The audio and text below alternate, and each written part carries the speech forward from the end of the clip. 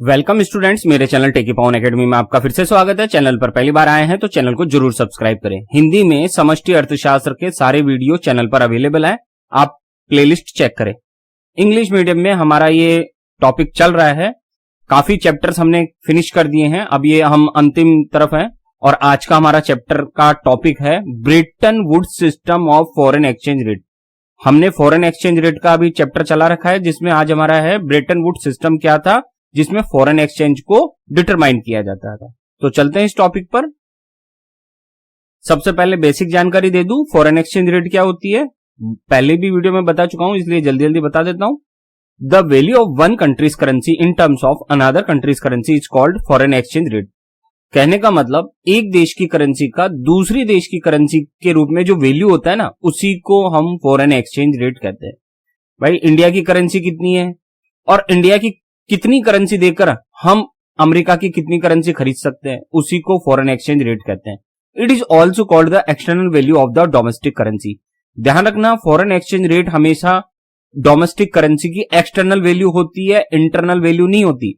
कहने का मतलब यदि एक्सचेंज रेट डिक्रीज होती है, इंक्रीज होती है, तो करेंसी की जो डोमेस्टिक वैल्यू है ना, उस पर कोई इंपैक्ट नहीं होता। जैसे मान लीजिए अगर एक समोसा अभी 10 रुपए का आ रहा है और एक्सचेंज रेट घट जाती है, बढ़ जाती है, तो भी वो 10 रुपए का आएगा, उससे इंटरनल वैल्यू पर कोई इंपैक्ट नहीं होगा। ठीक है ना। आप देख सकते हैं यहाँ $1 कितने का चल रहा है, अभी लगभग 82.10 रुपीज का चल रहा है। इसी तरह से और देशों की करेंसी है और उनके साथ ये हमारे एक्सचेंज होता है। तो यहाँ एक्सचेंज रेट क्या हुई, $1 इज इक्वल टू 82.10 रुपीज। इसका मतलब अगर आपको $1 लेना है तो आपको कितना देना पड़ेगा, 82.10 रुपीज देने होंगे। ठीक है। System of foreign exchange rate, 5 types के ये एक्सचेंज के रेट के सिस्टम्स है हमारे यहाँ पे। गोल्ड स्टैंडर्ड सिस्टम पहले चलता था, ब्रेटन वुड्स सिस्टम ये भी पहले चलता था, flexible system, fixed exchange system and managed floating system. तो अभी हमने गोल्ड स्टैंडर्ड सिस्टम देख लिया है, आज हम ब्रेटन वुड्स सिस्टम देखने वाले हैं। आप देख सकते हैं Bretton Woods conference participating nations flag display case located within the gold room at the Mount Washington hotel. ये माउंट वॉशिंगटन होटल था जिसमें ब्रेटन वुड्स जो कॉन्फ्रेंस हुई थी, उसमें जितने भी देशों के प्रतिनिधि आए थे, रिप्रेजेंटेटिव आए थे, उन सबके यहाँ पे क्या लगे हुए हैं, फ्लैग लगे हुए हैं, झंडे लगे हुए हैं। और ये वो बैठक थी, इसी को ब्रेटन वुड्स कॉन्फ्रेंस कहा गया। आप देख सकते हैं ये कॉन्फ्रेंस हॉल है जहां पे ये पूरी की पूरी कॉन्फ्रेंस हो रही है और चीजें डिस्कस की जा रही है। ठीक है, अब आगे बढ़ते हैं। तो देखिए Bretton Woods system of foreign exchange ये देख लेते हैं completely. The Bretton Woods conference formally known as the United Nations monetary and financial conference. Bretton Wood जो सिस्टम था उसी को, उस कॉन्फ्रेंस को ही United Nations monetary financial conference कहा गया था। ब्रेटन वुड्स जो कॉन्फ्रेंस थी उसका एक नाम और था, ऑफिशियल नाम United Nations monetary and financial conference. Was the gathering of 730 delegates from all 44 allied Nations. और इसमें कितने डेलीगेट्स आए थे, 730 लोग आए थे। कितने देशों से आए थे, 44 कंट्रीज से आए थे। At the Mount Washington hotel in Bretton Woods, New Hampshire, United States. और कहां हुई थी, कहां हुआ था ये कॉन्फ्रेंस, ये हुआ था यूनाइटेड नेशंस के न्यू हैम्पशायर में, ब्रेटन वुड्स नाम की जगह पर। ठीक है, माउंट वॉशिंगटन होटल था जहां ये सारा हुआ, इसीलिए इसको, वैसे तो इसका ऑफिशियल नाम क्या था, United Nations monetary and financial conference, लेकिन ये ब्रेटन वुड्स में हुआ, इस कारण से इसको क्या कहा जाता है, ब्रेटन वुड्स कॉन्फ्रेंस। और क्यों हुई थी ये conference, to regulate the international monetary and financial order after the conclusion of world war second. World war second खत्म हो चुका था, उसके बाद जो इंटरनेशनल मॉनेटरी और फाइनेंशियल प्रॉब्लम्स थी उनको रेगुलेट करने के लिए ये सम्मेलन हुआ था, ये कॉन्फ्रेंस हुई थी। ठीक है, अब आगे देखते हैं। The conference was held from 1 July to 22 July 1944। तो ये कब हुई थी, 1944 में हुई थी, 1 जुलाई से 22 जुलाई तक। Agreements were signed that established the international bank for reconstruction and development IBRD, later part of the world bank group and the international monetary fund IMF। और इस कॉन्फ्रेंस से, ब्रेटन वुड्स की जो कॉन्फ्रेंस थी, उससे किसका क्रिएशन हुआ? एक तो आईबीआरडी का और एक आईएमएफ का। बाद में आईबीआरडी आगे चलकर किसका ग्रुप बना? वर्ल्ड बैंक का। वर्ल्ड बैंक में 5 ऑर्गेनाइजेशंस होती हैं, जिसमें से एक आईबीआरडी भी है। तो आईबीआरडी का एस्टेब्लिशमेंट कैसे हुआ? कॉन्फ्रेंस किसके थ्रू? ब्रेटन वुड कॉन्फ्रेंस के थ्रू 2 ऑर्गेनाइजेशन आए, आईबीआरडी और IMF. This was different from the international gold standard in the choice of the asset in which national currencies would be convertible. और ये जो पहले हमने पढ़ा था गोल्ड स्टैंडर्ड, जो इंटरनेशनल गोल्ड स्टैंडर्ड पढ़ा था हमने अभी पिछली मेथड फॉरेन एक्सचेंज की, ये उससे अलग थी, क्योंकि इसमें चॉइस ऑफ जो असेट थी ना, वो अलग तरीके से किया गया था। इसमें क्या किया गया था कि डायरेक्ट नेशनल करेंसीज को कन्वर्ट कर सकते हो आप, बिना गोल्ड में कन्वर्ट करे। बिना गोल्ड में कन्वर्ट करे आप नेशनल करेंसी को ऑथेंटिक रूप से कन्वर्ट कर सकते हो। ये निकल के आया था इससे परिणाम, कंक्लूजन। फिर उसके बाद देखते हैं, ए 2-tier system of convertibility was established at the centre of which was the dollar. और इससे, इस पूरी कॉन्फ्रेंस से 2-tier सिस्टम निकल के आया। और वो उसका बेस क्या था? 2-tier सिस्टम का डॉलर को बेस रखा गया। क्या था देखिए, the first year of the system was the US monetary authorities guaranteed the convertibility of the dollar into gold eight fixed price $35 पर आउंस ऑफ गोल्ड। जो यूएस था, यूनाइटेड स्टेट्स था, जो अमेरिका था, उसने क्या किया? कन्वर्टिबिलिटी की गारंटी दी। क्या गारंटी दी? कि पर आउंस ऑफ गोल्ड के लिए हम 35 रुपीस का डॉलर देंगे। ये तय हुई रेट, ये रेट फिक्स हो गई कि गोल्ड अगर पर आउंस है, पर आउंस गोल्ड कितने रुपए का होगा डॉलर के रूप में? $35 का। ये कर दिया गया कि जिसको भी डॉलर चाहिए तो उसका रेट तय कर दिया गया कि $35 is equal to 1 ounce of gold, और इसी पे कन्वर्जन होगा। ये फिक्स कर दिया, चेंज नहीं होगा। The second year of the system was the commitment of monetary authority of each IMF member participating in the system to convert their currency into dollars at a fixed price. और जो जितने भी participating members थे, जितने भी देश थे, उनको क्या कहा गया कि आप इसी रेट पर कन्वर्ट करें अपनी करेंसी को। किसमें? डॉलर में कन्वर्ट करें। डायरेक्ट गोल्ड टू गोल्ड नहीं होगा ट्रांजिशन। आपको क्या करना पड़ेगा? पहले अपनी करेंसी को किसमें कन्वर्ट करना पड़ेगा? डॉलर में, और फिर डॉलर के बेस पे आप ट्रांजेक्शन कर सकते हैं, ट्रेड कर सकते हैं। The second year was called the official exchange rate, और इसी को ऑफिशियल एक्सचेंज रेट कहा गया, जिस रेट पर डॉलर और अदर करेंसीज का ट्रांजेक्शन किया जाने लगा, उसी को क्या कहा गया? Official exchange rate. Bretton Woods से ये निकल के आया। ठीक है, फिर आगे देखते हैं।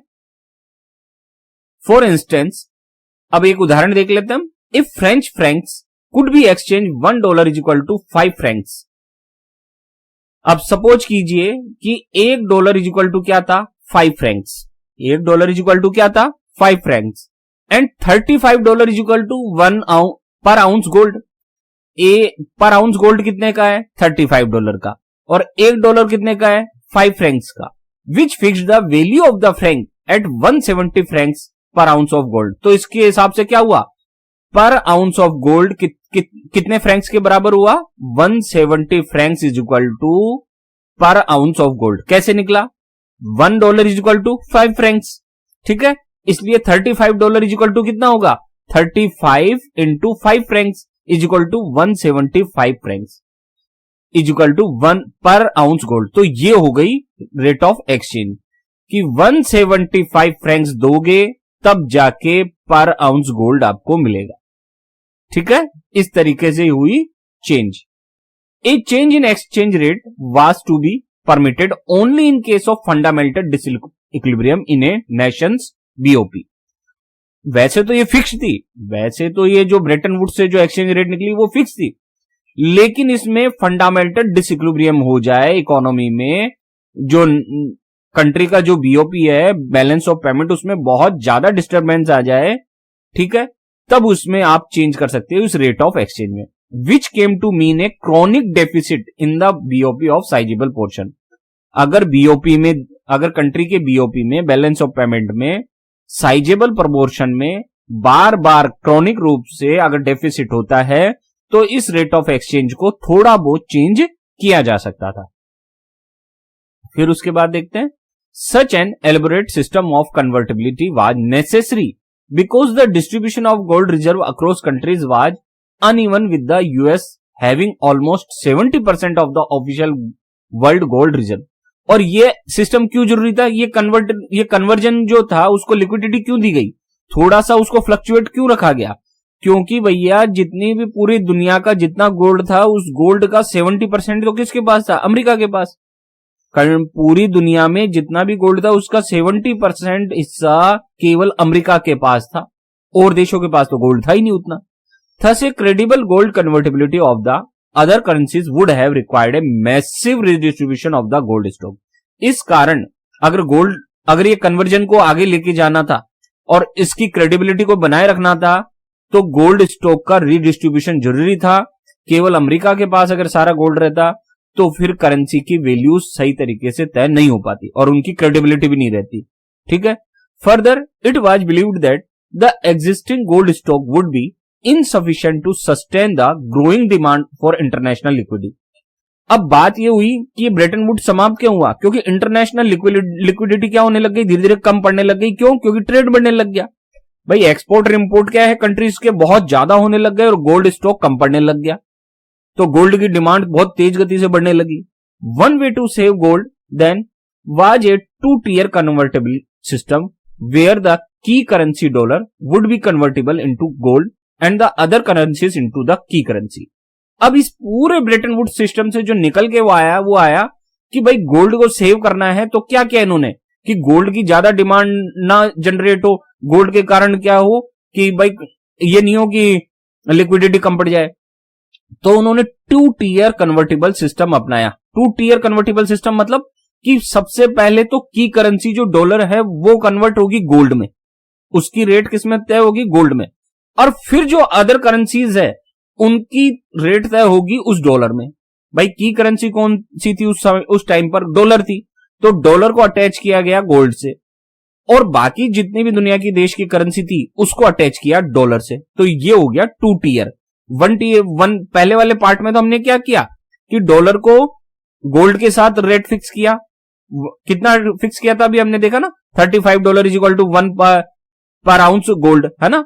फिर हमने ये अभी तय किया कि भाई एक बार डॉलर की रेट गोल्ड के साथ तय हो गई, उसके बाद अदर जो कंट्रीज है उनकी रेट डॉलर के साथ तय होगी, और फिर डॉलर और अदर कंट्रीज में ट्रेड होगा और उन्हीं में कन्वर्जन होगा और उसी से एक्सपोर्ट और इंपोर्ट होंगे। तो की करेंसी कौन सी बनकर उभरी, फिर डॉलर, और डॉलर ही पूरी दुनिया में फिर मान्य हो गया और उसी को आगे ट्रेड में यूज किया जाने लगा।